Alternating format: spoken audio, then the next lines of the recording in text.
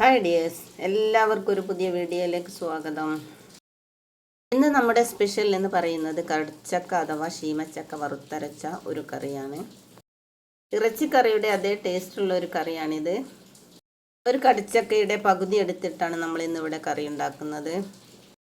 ഇതിൻ്റെ തൊലിയൊക്കെ നമുക്ക് ഇങ്ങനെ ഒന്ന് ചെത്തിക്കളയാം.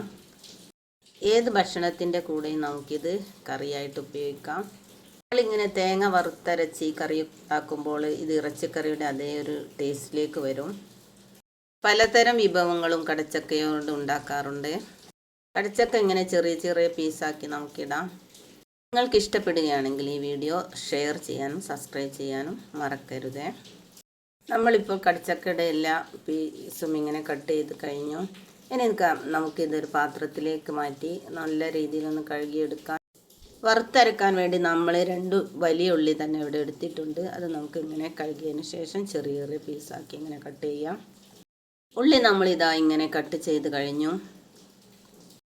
ഇനി ഒരു നോൺ സ്റ്റിക്ക് പാൻ ഞാനിവിടെ അടുപ്പത്ത് വെച്ചിട്ടുണ്ട്. അതിലേക്ക് കുറച്ച് വെളിച്ചെണ്ണ ഒഴിച്ചിട്ടുണ്ട്. ചൂടായതിന് ശേഷം നമ്മൾ അരിഞ്ഞു വെച്ച ഉള്ളി ഇതിലേക്കിടാം. നല്ല രീതിയിൽ മൊരിയുന്നത് വരെ നമുക്കിതൊന്ന് വറുത്തെടുക്കാം. മീഡിയം സൈസിൽ തീയാക്കിക്കൊണ്ട് നമുക്കിതിങ്ങനെ വറുത്തെടുക്കാം. ഇപ്പോൾ ഇതിൻ്റെ കളറൊക്കെ മാറി തുടങ്ങിയിട്ടുണ്ട്. ഇതിലേക്ക് ഒരു 3 വറ്റൽ മുളക് ചേർക്കാം.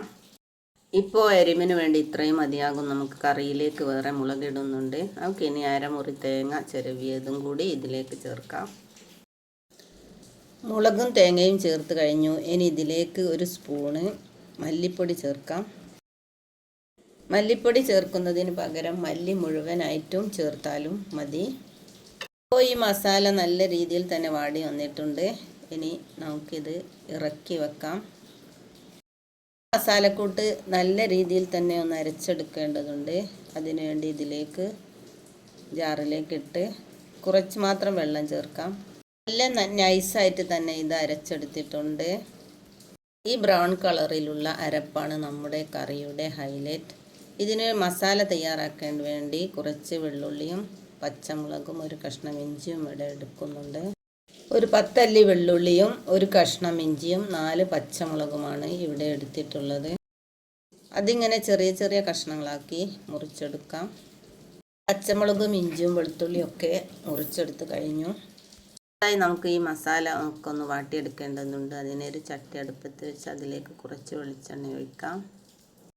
വെളിച്ചെണ്ണ നല്ല ചൂടായതിന് ശേഷം 4 ഏലക്കായ, 2-3 കറുവപ്പട്ട, ഒരു ബേ ലീഫ് അതിലേക്കിട്ട് നമ്മൾ അരിഞ്ഞു വെച്ച എല്ലാ മസാലയും അതിലേക്കിട്ട് ഒന്ന് നല്ല രീതിയിൽ വാട്ടിയെടുക്കാം. കൂടാതെ 20 ചെറിയുള്ളിയും ഞാനിവിടെ എടുത്തിട്ടുണ്ട്. അതും അതിലേക്കിട്ട് നല്ല രീതിയിൽ വാട്ടിയെടുക്കാം.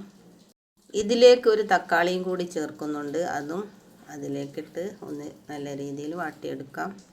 നമ്മുടെ ഈ മസാലകളൊക്കെ നല്ല രീതിയിലൊന്ന് വാടി വരേണ്ടതുണ്ട്.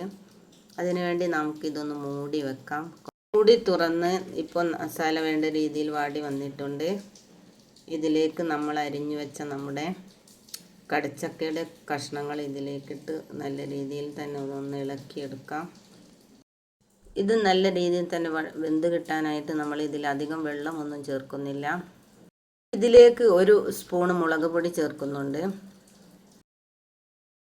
ഒരു 1/2 ഗ്ലാസ് വെള്ളം നമുക്കിതിലേക്ക് ചേർത്ത് നല്ല രീതിയിൽ തന്നെ മൂടി വെച്ചുകൊണ്ട് ഇതൊന്ന് വേവിച്ചെടുക്കണം.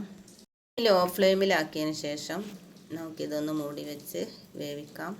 10 മിനിറ്റ് മാത്രം മതിയാകും നമുക്കിത് വെന്ത് കിട്ടാൻ. ഇപ്പോൾ നല്ല രീതിയിൽ തന്നെ വെന്ത് കിട്ടിയിട്ടുണ്ട്.